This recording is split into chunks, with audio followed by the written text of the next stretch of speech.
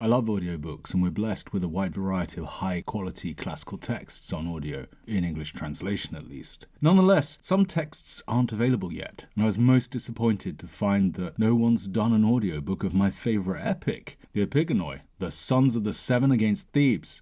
Well, rather than moan about it, I thought I'd record one myself. But rather than read it in English translation, hell, I thought I'd do it in the original. I know, I've had several complaints about my attempts to pronounce classical Attic Greek. Now, of course, old school epic, such as this is, wasn't performed in classical Attic anyway, but in its own archaic, artificial literary dialect. So yeah, if my classical Attic pronunciations are bad, well, I dread to think how my epic is. But hey, who's gonna know any better? But for real authenticity, I guess I ought to sing it. Now, I had tried to find some inspiration, but I couldn't find any Homer, let alone pseudo-Homer on iTunes. Maybe it's on Spotify, but I don't have a subscription. Luckily, I have a copy of Martin West's Ancient Greek Music and his Introduction to Greek Meter at hand, so not to worry. The first task's a relatively easy one. We need to scan the text. It's an epic, so it's composed in dactylic hexameters, each verse comprising 6 feet. The first 5 are either dactyls, a long and 2 short syllables, or less commonly spondies, i.e. 2 long syllables. And the 6th foot comprises 2 syllables, the first long, the second long or short, or perhaps of a more indeterminate length. So let's scan the first line. I'm going to strip out the extraneous markings for now. Let's first remove the modern punctuation and elision marks, now the rough and smooth breathings, now the accents. Now really, I ought to be able to read it through and scan as I go, but my scanning's a bit ropey, so I'll cheat. First, let's mark the obvious long vowels and diphthongs, and syllables which end in a consonant, followed by another consonant, because they're usually long too.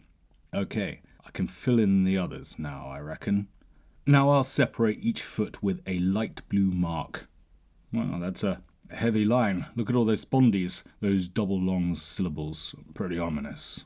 Mustn't forget the caesura though. That's the break or pause in the 3rd or 4th foot, so I guess it comes after either hoplateron or andron. I think that caesuras are more common in the 3rd foot, but I don't think there are any rules, so I'm going to go with my gut and put it after andron, because hoplateron and andron agree with each other, so yeah, I feel the caesura should go here. And if anyone disagrees with that, fair dues. Let us know why in the comments. Now that's a pretty crude scansion, and those who really know how epic verse works speak of other breaks or rhythmic units within the verse, but that's way too advanced for me. So if I'm going to sing this, I better first notate the syllable lengths. I'm going to make each long syllable a quarter note, or crotchet, and each short an 8th note, or quaver. Okay, let's now reinstate the accents, because we need them to work out the tune. Yeah, there's a tune. About that, though, I guess I better pick a mode and key. Just as well I learned my modes as a boy. On the one hand, epic grew to maturity in Ionia, but I don't like the Ionian mode because that's just the major scale and it's not very epic. I guess Dorian is supposedly the more warlike, and this is martial epic, so yeah, let's do it in Dorian mode. But in which key? Well, Dorian is a minor mode, the Epigone is a bit sad, and as renowned musician, composer, and musicologist Nigel Tufnell once said, D minor is the saddest of all keys, so yeah, I guess it has to be D Dorian.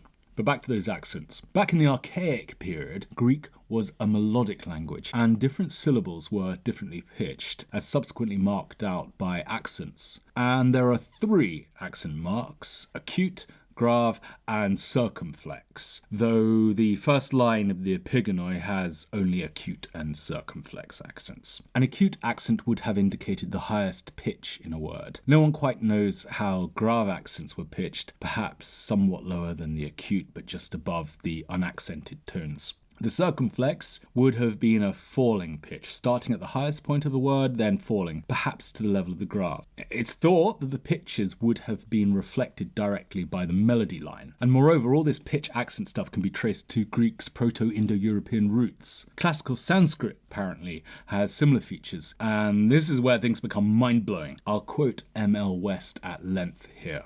It is possible that the practice of singing texts by disposing the syllables over a limited set of fixed notes according to their accents was also Indo-European. This is the traditional method of singing the hymns of the Rig Veda, in use to this day. The origins of the Rig Veda are agreed to lie centuries before Homer, and its text has been preserved almost unchanged from a time that cannot be significantly later than Homer. The ancient pitch accents, which disappeared from Sanskrit perhaps 2,000 years ago, are marked in the texts and realized in performance, each syllable being sung on one of the three notes within the compass of a major or minor third. The melodic line follows the text in every detail. The words prescribe the rhythm and the flow. There is one note to each syllable. Pitch is independent of duration.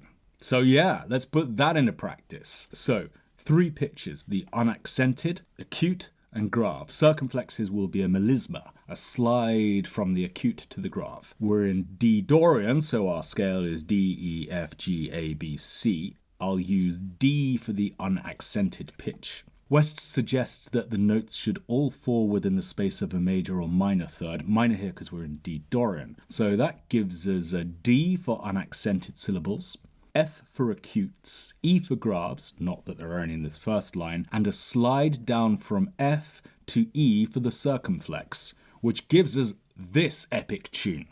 But we need a musical accompaniment. If I were going to do this properly, then I should play my own backing on a lyre, and not just any lyre, but a forminx.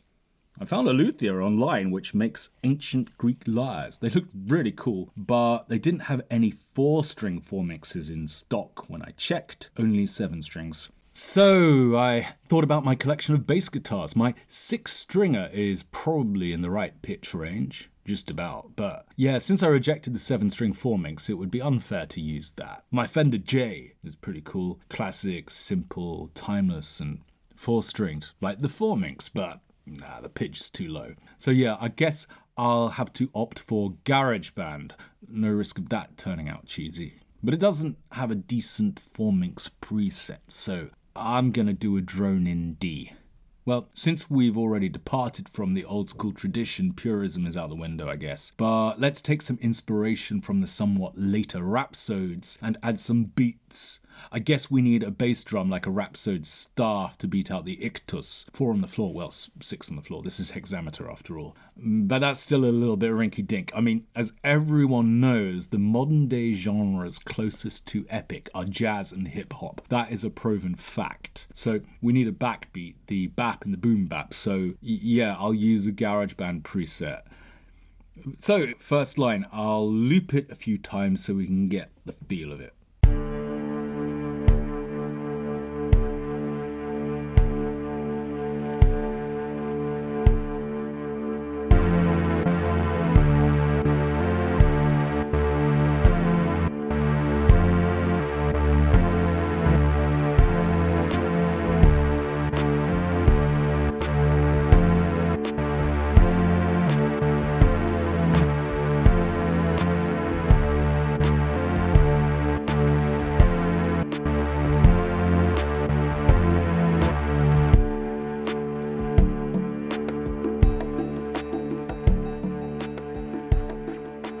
But anyway, now I better actually sing it.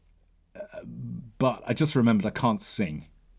I know lots of good singers, by the way. I could phone a few, but I suspect they'll all be washing their hair or something. So, yeah, I guess I'll just have to recite it then. So here we go. The only audio version that I know of a complete, unedited, unabridged, uninterrupted reading of the complete text of the epic of the Sons of the Seven, the Epigonoi. Nun aut hoploteron andron achometa musai.